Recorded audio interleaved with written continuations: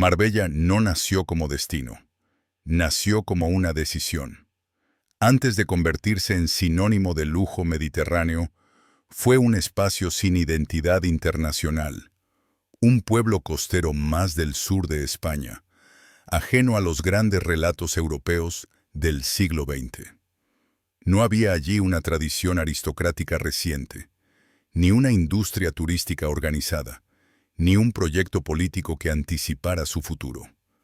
Precisamente por eso, Marbella era un lugar disponible, y los lugares disponibles, en determinados momentos históricos, se convierten en instrumentos de poder.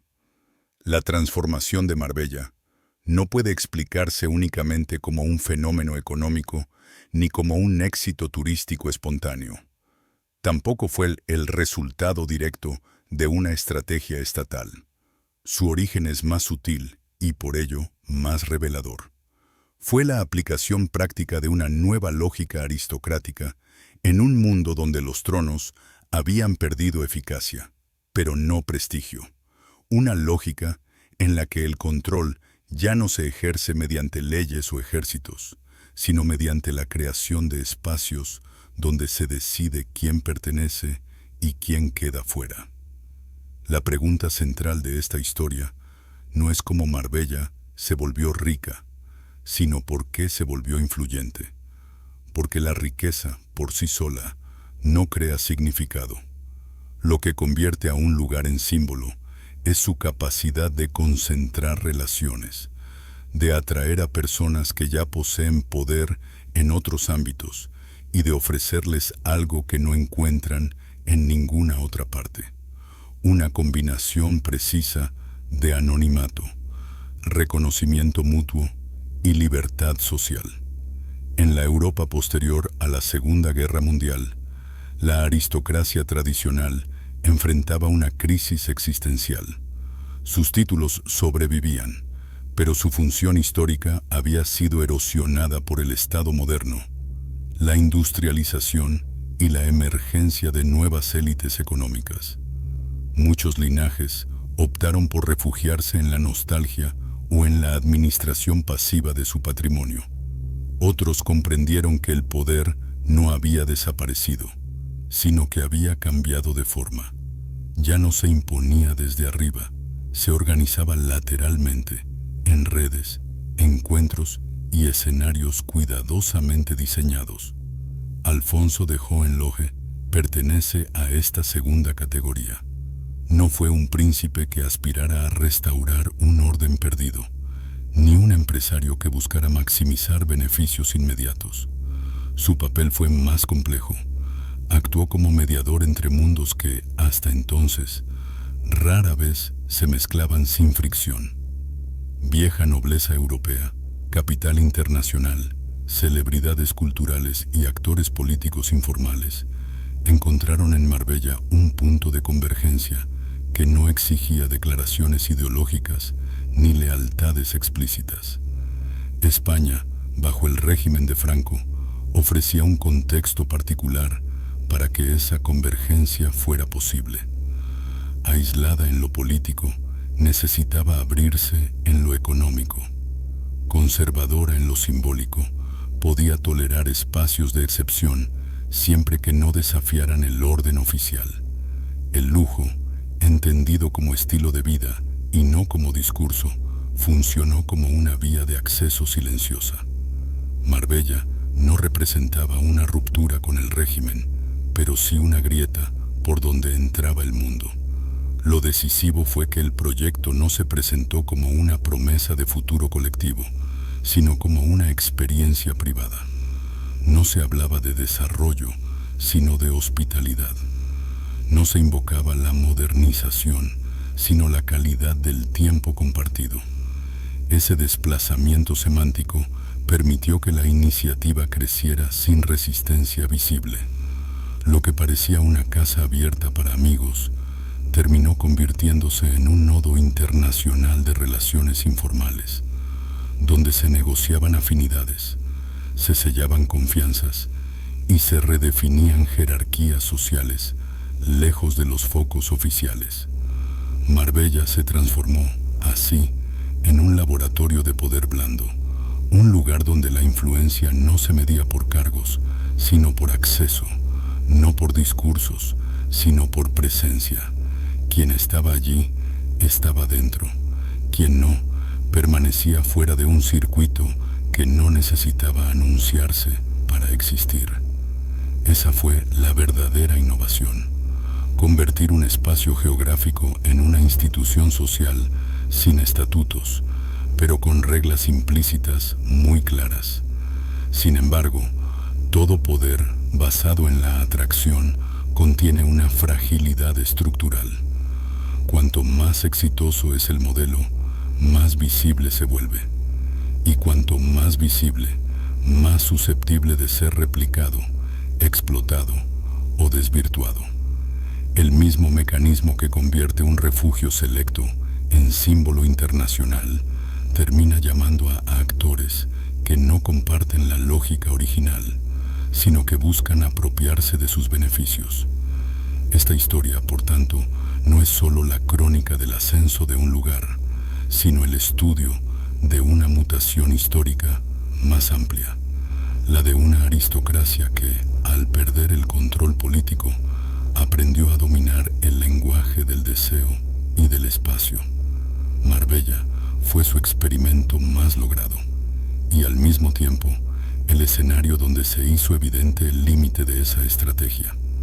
Para comprender cómo se llegó a ese punto, es necesario retroceder aún más, volver al origen de una casa aristocrática alemana que supo sobrevivir a la desaparición de los principados y que encontró, en el sur de España, una última oportunidad para redefinir el significado mismo del poder.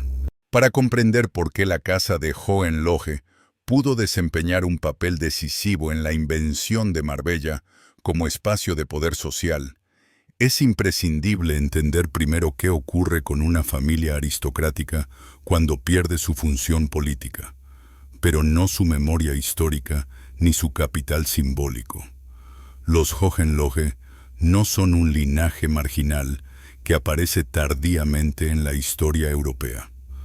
Son el producto clásico del orden feudal del centro de Europa, adaptado, siglo tras siglo, a contextos cada vez más hostiles para la nobleza tradicional. El origen documentado de la casa se remonta al siglo XII, en el territorio de Franconia, dentro del Sacro Imperio Romano Germánico. En ese mundo fragmentado, el poder no se concentraba en grandes estados, sino en una constelación de principados, condados y señoríos, donde la autoridad se ejercía de manera directa. Los Hohenlohe fueron, durante generaciones, príncipes territoriales, no solo titulares honoríficos. Administraban tierras, recaudaban impuestos y mantenían fuerzas propias. Su poder era concreto, local y visible. Esa forma de dominación comenzó a erosionarse a partir del siglo XVIII y colapsó definitivamente en el siglo XIX. La reorganización de Alemania, la centralización estatal y la progresiva desaparición de los microestados transformaron a familias como los Hohenlohe en algo distinto, aristócratas sin soberanía. Los títulos sobrevivieron, pero la función política que los justificaba dejó de existir. Para muchos linajes, ese momento significó decadencia o irrelevancia. Para otros, significó adaptación. La casa de Hohenlohe eligió una estrategia silenciosa pero eficaz. En lugar de resistirse al cambio o refugiarse en la nostalgia, trasladó su identidad del territorio al vínculo social. El poder ya no se ejercía gobernando una región, sino ocupando posiciones clave en redes diplomáticas, militares y cortesanas. El apellido dejó de ser una herramienta de mando y pasó a convertirse en una garantía de pertenencia, una forma de acceso a determinados círculos donde aún se tomaban decisiones, aunque ya no fueran oficiales. Este desplazamiento es fundamental para entender la mentalidad de Alfonso de Hohenlohe. Él no heredó un reino, pero heredó una tradición de lectura del poder. En la familia se comprendía que la aristocracia sobrevivía no por su fuerza, sino por su capacidad de interpretar correctamente cada época. Cuando el mundo dejó de obedecer a los príncipes tuvieron que aprender a crear contextos donde otros quisieran estar. El padre de Alfonso, Maximilian de Hohenlohe-Langenburg, encarnaba esta transición. Era un aristócrata plenamente integrado en la Europa del siglo XX, políglota, cosmopolita, habituado a moverse entre cortes, embajadas y círculos privados de alto nivel. No ejercía poder formal, pero mantenía relaciones que le permitían influir de manera indirecta. En ese entorno, el prestigio ya no se medía por la extensión de las tierras, sino por la calidad de las conexiones. La figura de la madre, María de la Piedad de Iturbe y Elizalde, añade una dimensión crucial. Proveniente de una familia con grandes recursos económicos y raíces tanto en México como en España, representaba la fusión entre nobleza europea y capital transatlántico. Esa unión no fue excepcional, sino sintomática de una tendencia más amplia. La aristocracia empobrecida en términos políticos encontraba en las grandes fortunas modernas una vía de supervivencia. Las fortunas, a su vez, encontraban en los títulos una forma de legitimación social. Alfonso creció dentro de ese cruce de mundos. Su infancia no estuvo marcada por una patria única ni por una identidad rígida, sino por el tránsito constante entre países, idiomas y códigos sociales. Esta experiencia fue determinante. Desde muy joven aprendió que la pertenencia no dependía del lugar de nacimiento, sino de la capacidad de adaptarse a contextos distintos sin perder coherencia. Aprendió también que el verdadero poder rara vez se exhibe, se reconoce entre quienes saben leerlo. Mientras otros herederos aristocráticos se formaban para administrar patrimonios o conservar tradiciones, Alfonso absorbía una lección más abstracta. El linaje no es un fin en sí mismo, sino una herramienta que puede abrir puertas, generar confianza inicial y facilitar encuentros, pero que debe ser activada mediante proyectos concretos. Sin acción, el apellido se convierte en peso muerto. Esta conciencia explica por qué Alfonso no buscó restaurar una autoridad perdida, sino inventar un espacio nuevo donde su herencia tuviera sentido. No aspiró a ser un líder político ni un representante institucional. Aspiró a algo más acorde con su tiempo, convertirse en un organizador de mundos, alguien capaz de reunir a personas influyentes bajo reglas no escritas, pero compartidas. La casa de Hohenlohe, así entendida, no llega a Marbella como un vestigio del pasado, sino como un linaje entrenado durante siglos para leer los cambios de época. Marbella no fue una huida, sino una apuesta. Un territorio sin historia aristocrática reciente ofrecía la posibilidad de comenzar sin resistencias, de construir un orden social desde cero, utilizando como materia prima aquello que la familia aún conservaba: prestigio, red, intuición y memoria del poder.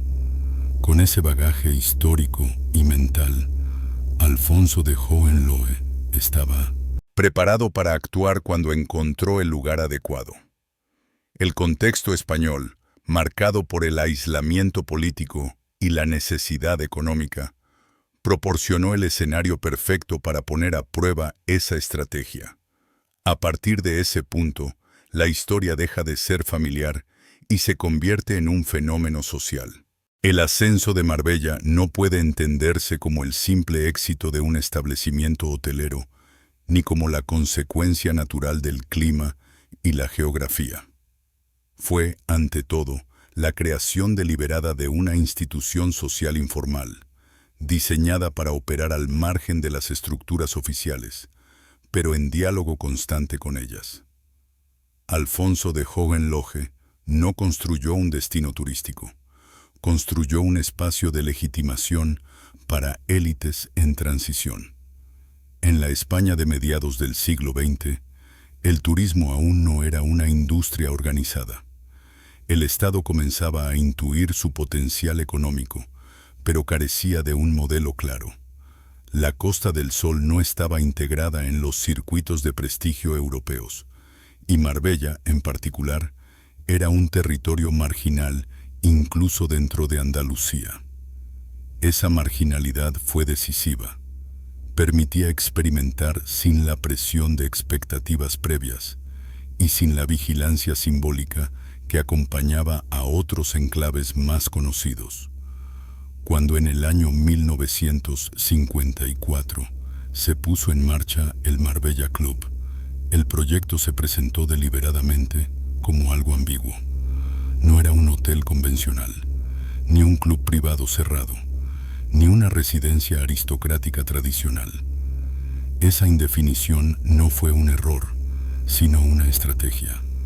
La ausencia de una categoría clara permitía que cada visitante interpretara el lugar desde su propia lógica, mientras aceptaba implícitamente las reglas no escritas que Alfonso imponía a través de la hospitalidad. El Marbella Club funcionaba como un filtro social.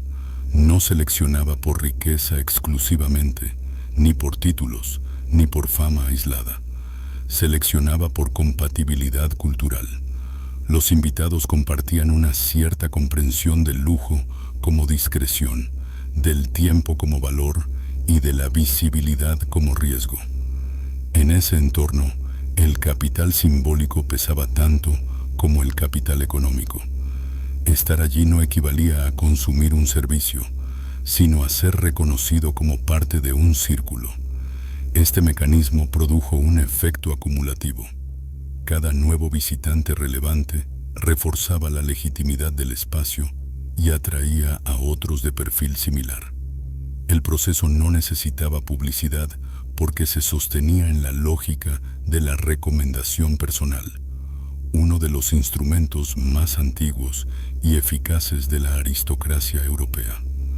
Marbella comenzó a circular como un nombre propio dentro de conversaciones privadas, no como una marca pública. La edad dorada de Marbella coincidió con ese momento de equilibrio. El lugar era suficientemente conocido para resultar atractivo, pero lo bastante opaco para conservar su carácter selectivo. En ese intervalo, la ciudad se convirtió en un punto de encuentro entre actores que rara vez compartían un mismo escenario.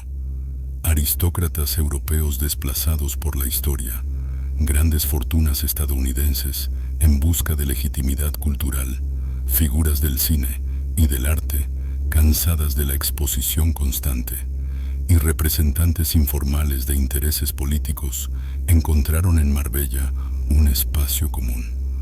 Para el régimen franquista, este fenómeno tuvo una utilidad indirecta. Sin necesidad de asumir un discurso aperturista explícito, Marbella proyectaba una imagen de estabilidad y sofisticación hacia el exterior. El flujo de visitantes internacionales y de capital extranjero contribuía a suavizar el aislamiento del país. Alfonso de Hohenlohe no actuó como intermediario oficial, pero su proyecto cumplió una función diplomática silenciosa, basada en la hospitalidad y la neutralidad ideológica del espacio. La clave del éxito residió en que Marbella no se definía como una promesa de futuro colectivo, sino como una experiencia presente. No se hablaba de progreso ni de transformación social, sino de bienestar inmediato. Esta renuncia a la grandilocuencia permitió que el lugar creciera sin despertar resistencias políticas ni culturales. El lujo, desprovisto de discurso, se volvió aceptable incluso en un contexto conservador. Durante esos años, Alfonso consolidó su papel como curador de relaciones. No imponía jerarquías visibles, pero organizaba el entorno de modo que ciertas interacciones se volvieran inevitables. Las comidas compartidas, la disposición de los espacios, la ausencia de rigidez protocolaria generaban un clima propicio para la creación de vínculos duraderos. El poder, en este caso, no se ejercía de manera vertical, sino horizontal. Marbella comenzó a funcionar como una referencia implícita de modernidad alternativa. No competía con la Riviera Francesa ni con otros centros de lujo tradicionales.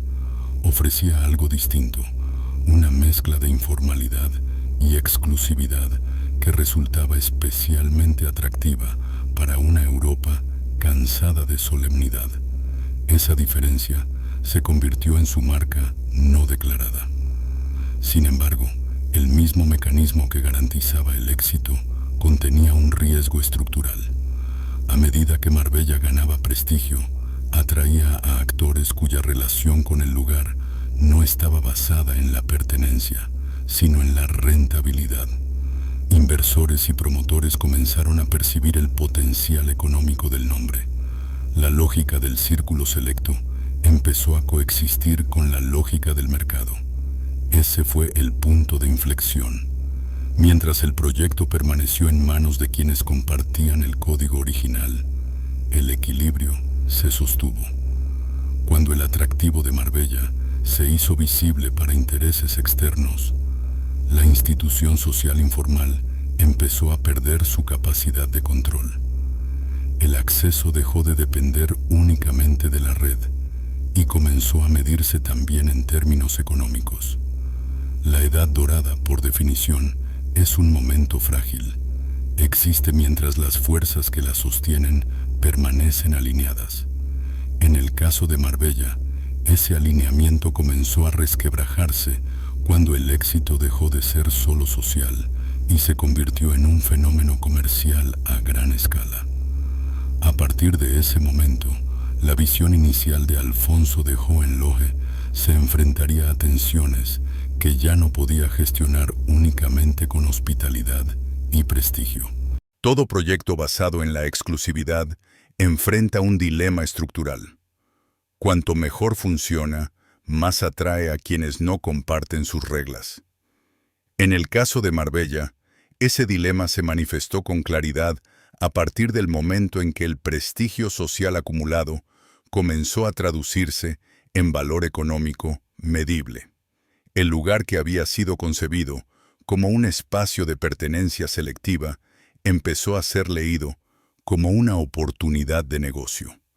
La lógica original del proyecto de Alfonso de Hohenlohe se apoyaba en un principio aristocrático clásico: el control del acceso.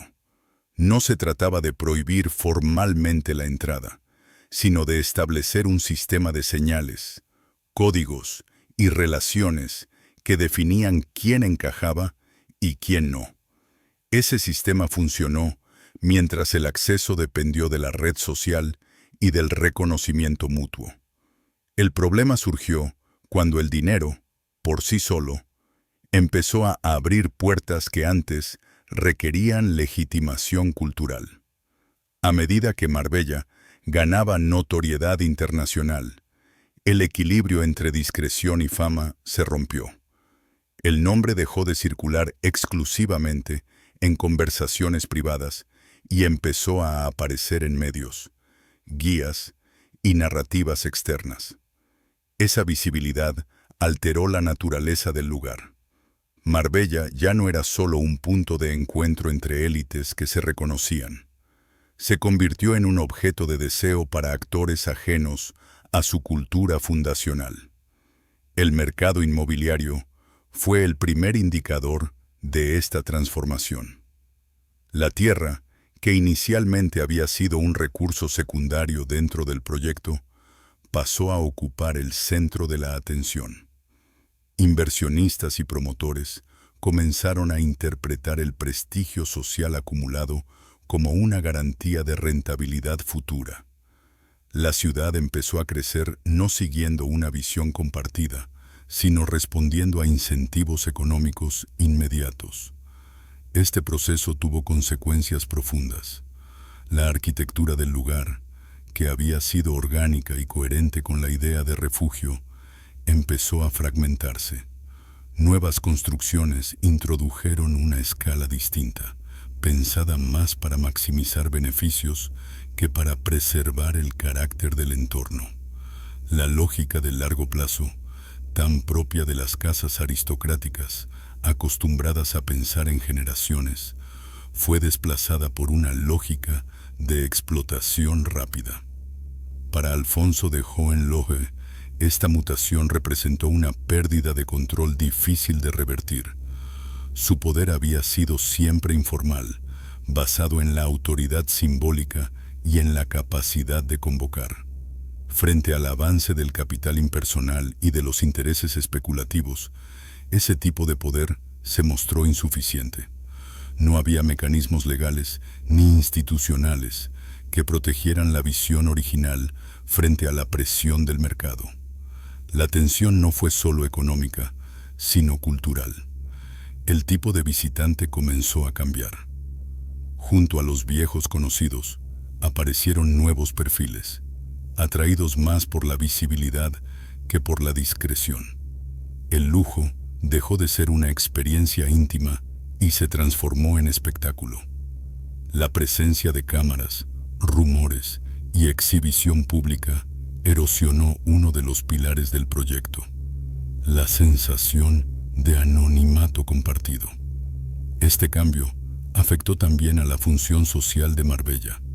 Lo que había sido un espacio de mediación entre élites se volvió un escenario de consumo. Las relaciones dejaron de ser el centro y fueron sustituidas por la imagen. El lugar seguía siendo caro y exclusivo, pero ya no operaba como una institución social coherente. Había perdido su capacidad de regularse internamente. En este punto se revela una verdad incómoda sobre el poder blando. Su eficacia depende de la aceptación voluntaria de sus reglas. Cuando esas reglas dejan de ser compartidas, el poder se disuelve. Alfonso no podía imponer disciplina a quienes llegaban motivados únicamente por el beneficio o la notoriedad. Su autoridad, construida sobre el consenso implícito, no podía competir con la fuerza expansiva del mercado. Marbella se convirtió, así, en un campo de tensiones entre dos lógicas incompatibles. Por un lado, la lógica aristocrática del control simbólico, la discreción y la pertenencia. Por otro, la lógica capitalista de la expansión, la visibilidad y la rentabilidad. Durante un tiempo, ambas coexistieron de manera inestable. Pero la historia demuestra que, en ausencia de límites formales, el mercado tiende a imponerse. Este conflicto no debe interpretarse como un fracaso personal de Alfonso de Hohenlohe, sino como el límite histórico de su estrategia. Él había demostrado que era posible crear poder sin instituciones, pero también quedó claro que ese poder es frágil frente a fuerzas que no reconocen legitimidades simbólicas. La transformación de Marbella no fue una traición a la visión original, sino su consecuencia inevitable. A partir de este punto, el proyecto entra en una fase distinta. El lugar continúa creciendo y acumulando riqueza, pero lo hace al precio de perder coherencia. La ciudad se vuelve más famosa, más rentable y más disputada, mientras la figura de su creador se desplaza hacia los márgenes. El centro ya no está donde él puede influir. La historia de Marbella, en este tramo, deja de ser la historia de una invención y se convierte en la de una apropiación. El paraíso diseñado para pocos se abre a muchos, y en ese proceso pierde la capacidad de reconocerse a sí mismo. La pregunta ya no es quién pertenece, sino cuánto puede pagarse por estar. Ese desplazamiento prepara el terreno para el desenlace final. Porque cuando un proyecto basado en visión personal se vuelve un fenómeno impersonal, el papel de su creador se vuelve, inevitablemente, residual. El declive de la influencia de Alfonso de Hohenlohe no se manifestó como una caída abrupta ni como un escándalo visible. Fue, más bien, un proceso de desplazamiento silencioso, coherente con la naturaleza del poder que había ejercido durante décadas. Cuando la estructura informal que sostenía Marbella comenzó a diluirse bajo la presión del mercado y de la visibilidad masiva, el papel del creador dejó de ser central. El lugar seguía funcionando, pero ya no necesitaba de su presencia para legitimarse. Este momento revela una característica fundamental del poder blando: su dependencia del contexto. Alfonso había construido su influencia en un tiempo y un entorno específicos, cuando la aristocracia todavía podía actuar como mediadora cultural y cuando el lujo discreto era un valor compartido. A medida que esos códigos se erosionaron, su autoridad simbólica perdió eficacia, no porque fuera cuestionada, sino porque dejó de ser relevante para los nuevos actores.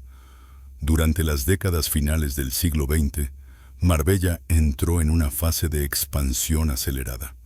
El crecimiento urbano, impulsado por intereses inmobiliarios y por una demanda internacional cada vez más amplia, transformó el paisaje físico y social de la ciudad. El proyecto original, basado en la contención y la selección, quedó subsumido en una lógica de acumulación. Marbella se convirtió en una marca reconocible, pero esa marca ya no respondía a una visión unificada. Alfonso de Hohenlohe observó este proceso desde una posición ambigua. Seguía siendo una figura respetada, asociada al origen del mito, pero su capacidad de orientar el rumbo había desaparecido. No existía un marco institucional que protegiera la idea inicial, ni un consenso social que la defendiera frente a la mercantilización. El creador se encontraba ante una paradoja. Su éxito había generado fuerzas que escapaban a su control. La retirada de Alfonso no fue una renuncia explícita ni un acto de protesta. Fue una adaptación más coherente con la historia de su linaje. Así como los Hohenlohe habían aprendido a abandonar el poder territorial cuando dejó de ser viable, Alfonso aceptó la pérdida de centralidad como un hecho histórico, no como una derrota personal. Su influencia se redujo al ámbito del recuerdo y del reconocimiento simbólico. El fallecimiento de Alfonso de Hohenlohe en el año 2003 marcó el final definitivo de una etapa. Con su desaparición, Marbella perdió no solo a su figura fundadora, sino también el último vínculo vivo con la lógica que había guiado su invención. A partir de entonces, el relato del origen comenzó a convertirse en una narrativa retrospectiva, evocada con nostalgia, pero ya desconectada de la realidad operativa de la ciudad.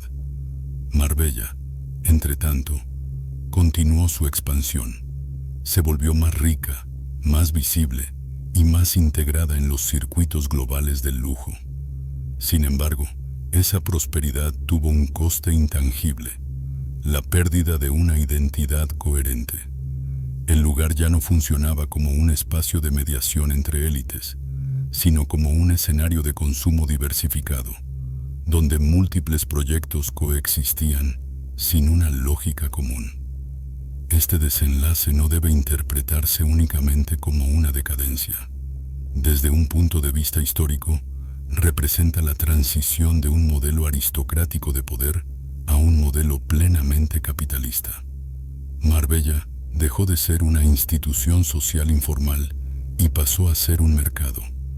Esa transformación es consistente con la evolución general del mundo occidental en la segunda mitad del siglo XX. La figura de Alfonso de Hohenlohe, en este contexto, adquiere un carácter casi paradigmático.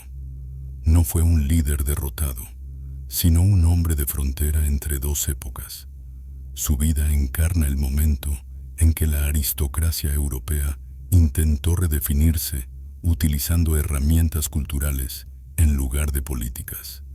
El hecho de que ese intento tuviera un alcance limitado no invalida su significado histórico. El declive de su influencia no borra su impacto. Al contrario, lo hace más visible. Marbella no habría existido como fenómeno sin la etapa fundacional que él diseñó.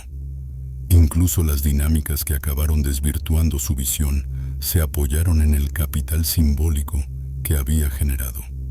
En ese sentido, el creador nunca desaparece del todo. Permanece inscrito en la estructura que ayudó a levantar.